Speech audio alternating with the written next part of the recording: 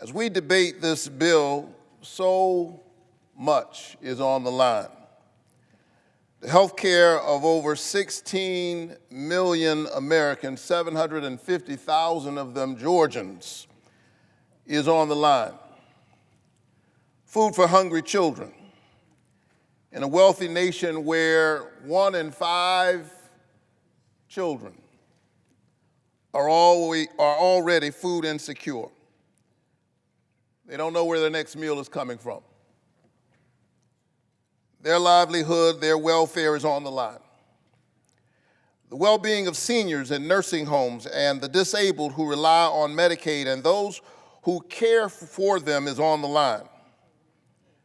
The fate of rural hospitals in Georgia, in Alaska, in Louisiana, in little towns all over this nation that are right now barely hanging on is on the line, and the scraps that they are throwing them while cutting them will not save them. And my friends on the other side of the aisle know it. They know that these scraps that they're throwing at rural hospitals will not save them. And so in a very real sense, lives are on the line. We are in a moral moment because something else is on the line. I submit that the character of the country is on the line. In a real sense, the question tonight is, who are we? Not who do we tell ourselves we are, but who are we really? What and who do we care about? What kind of nation are we? And what kind of people do we want to be? Who matters? And who doesn't? Who do we think is dispensable? In no place is the answer to that question clearer than in a nation's budget. I submit that a budget is not just a fiscal document. A budget is a moral document. Show me your budget and I'll show you who you think matters and who doesn't. And if this awful budget were an EKG, it would suggest that our nation has a heart problem and is in need of moral surgery. And so I'm clear tonight. I understand the nature of what we are engaged in. This is a political process. It is. But it is also a moral exercise. Not only for the nation, but for each of us individually. And especially for the mere 100 of us out of a nation of 300 million who get to vote, perhaps in a matter of hours. We have the rare privilege of standing up for people who have entrusted with us the covenant of centering their families. It's a real privilege for the people of your state to say that since we can't all go to Washington, we're going to trust you in rooms of power to be thinking about our children, to be thinking about our parents as they deal with the blessings and the burdens of growing old. And so the question for me tonight is, how will we show up in this moment?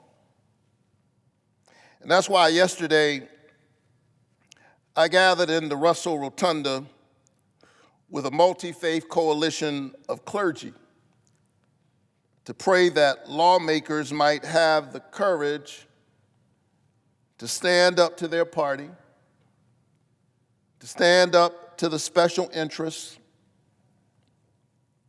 and protect seniors in nursing homes and pregnant mothers on Medicaid and children who risk going to school hungry every single day in this country. 1 in 5 children in the wealthiest nation on the planet already food insecure. And with these SNAP cuts, this body is about to make it worse. And so, surrounded by a clergy of many faith traditions, yesterday I prayed that we would have the courage. I prayed that we would have the grace to stand as voices for the voiceless. And as I stood there, I could not help but feel a sense of deja vu. This is not the first time I've been in our nation's capital speaking out against these policies that betray hardworking families. It was 8 years ago, almost to the day in 2017, when Washington Republicans were trying to pass a tax bill that favored wealthy Americans over working families, that I came to this building not as a senator, but as a pastor. I had no idea that 8 years later I would be serving in this body. I had no notion that I would even run for the Senate. I came as a citizen. And standing with a multi-faith coalition, we were praying for our nation's leaders. We were gathered in the rotunda of the Russell Building, and as we were singing and praying, the Capitol Police said, I'm sorry, pastors, you can't sing and pray in the rotunda. If you do not disperse, we will have to arrest you. And let me say that the Capitol Police did not mishandle us that day. They were first-rate professionals. But they said that if you don't disperse, we will have to arrest you. What they didn't understand is that I had already been arrested. My conscience had been arrested. My heart and my imagination, my moral imagination, had been arrested by this idea that we as a country are better than this.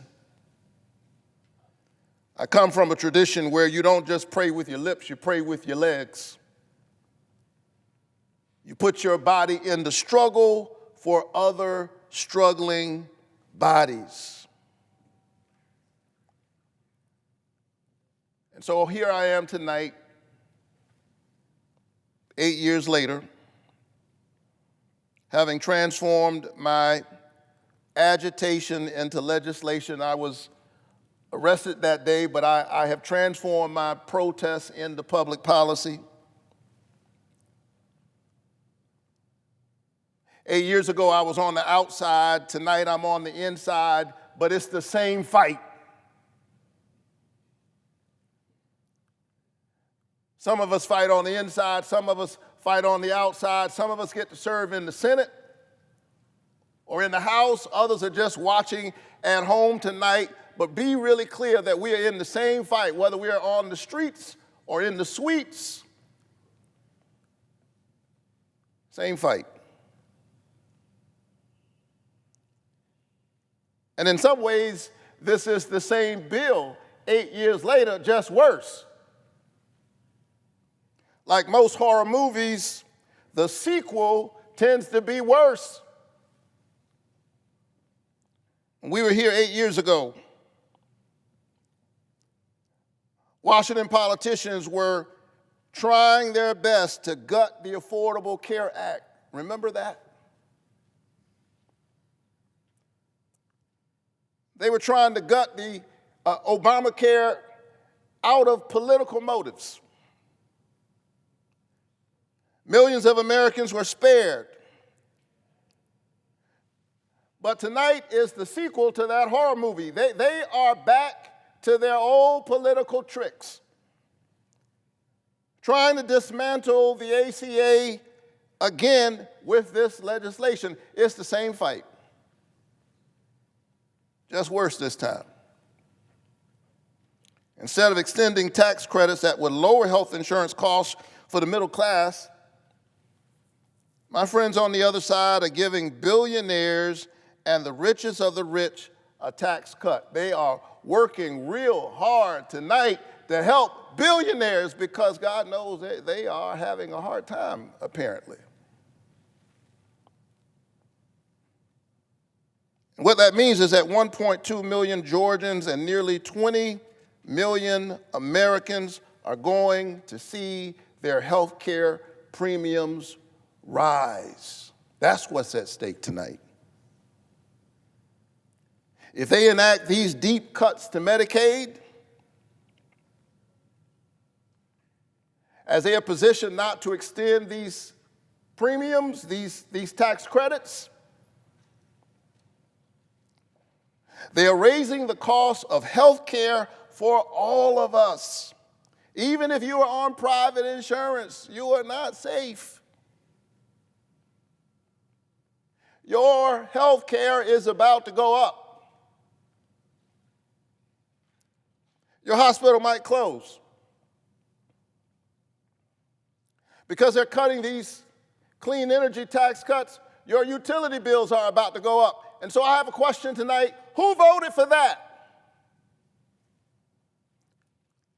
Some of us are Democrats, some of us are Republicans, some of us are independents, some voted for one party, some voted for the other party. I get it, but who voted for that? Who voted for everybody's health care premiums to go up and their hospitals to close? Here's what I know. The folks back in Georgia didn't vote for that.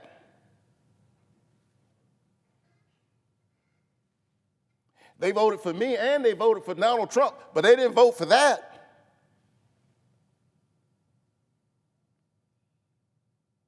Ordinary folks don't want this.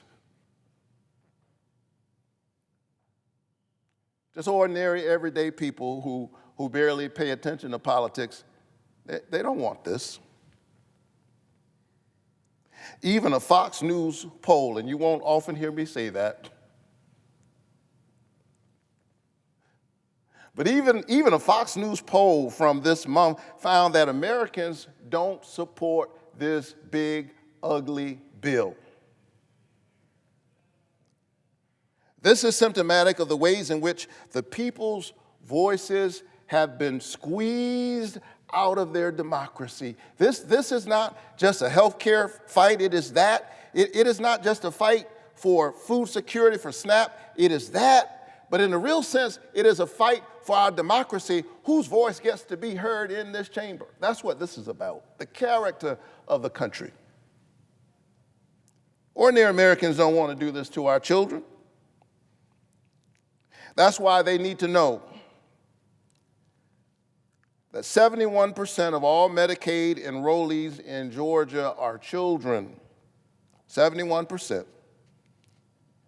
Taking away health care from kids to pay for tax cuts for billionaires. Now, let me be clear. I'm all for tax cuts. I believe working families deserve a tax cut, and I certainly don't want to see them face a tax hike this year. That's why I want to nearly double the child tax credit. I believe in tax cuts for hardworking families, for middle-class people, for working-class families. But instead of doing that, instead of helping working-class families who are struggling now against a 10% tax on everything and rising costs,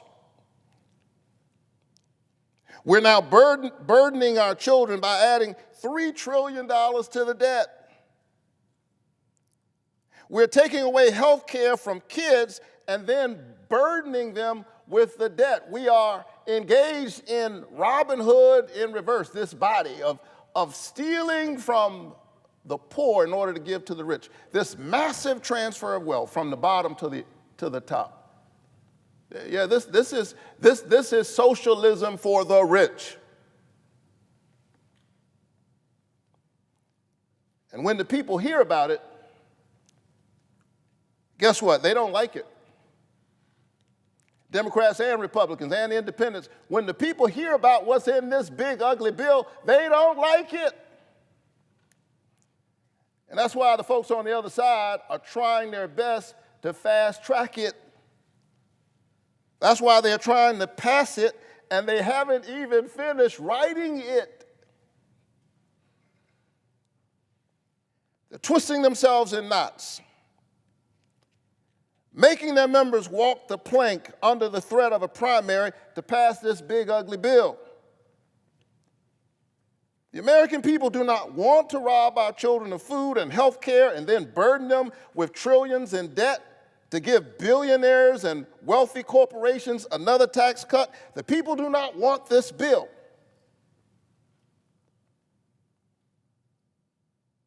And so if the people do not want this bill, but they are trying to pass it, here's the question you got to ask yourselves at home. You have to ask yourselves, well, who are they working for? Who are they fighting for? Who do they think matters? Do you think they are working for you?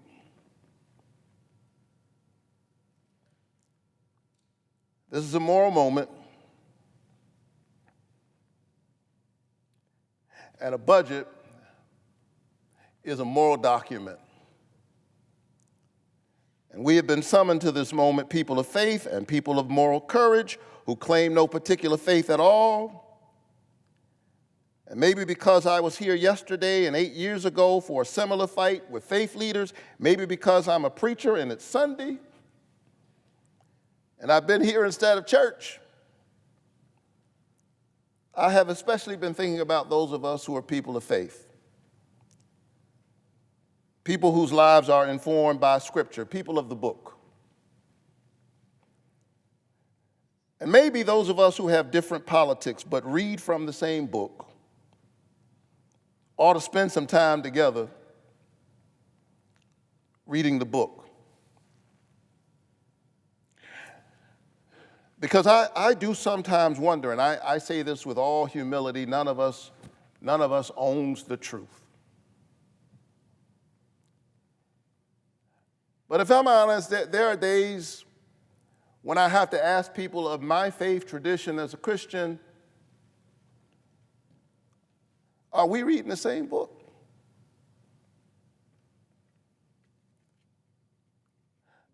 The book I know says, I was hungry and you fed me. I was sick, I was in prison and you visited me. I was a stranger and you welcomed me. Inasmuch as you've done it to the least of these, you've done it also unto me. The book that I love says, learn to do good, seek justice, rescue the oppressed, defend the orphan, plead for the widow. Speak out for those who cannot speak, for the rights of the destitute. Speak out, judge righteously, defend the rights of the poor and the needy. My book says, whoever is kind to the poor lends to the Lord and will be repaid in full. The prophet Amos condemns those who buy the poor for silver and the needy for a pair of sandals. They sell the poor out and working class people for cheap. And for those of us who have a vote in this moment, for my colleagues who are swinging on a moral dilemma, I hear the prophet Micah say, he has already told you what is good. And what does the Lord require? But that you do justice, love kindness, and walk humbly with your God. May God be with our nation and grant us grace, wisdom, and courage for this moment. Madam President, I yield the floor. Madam President. The senator from New Hampshire. Madam President, first, I want to thank my colleagues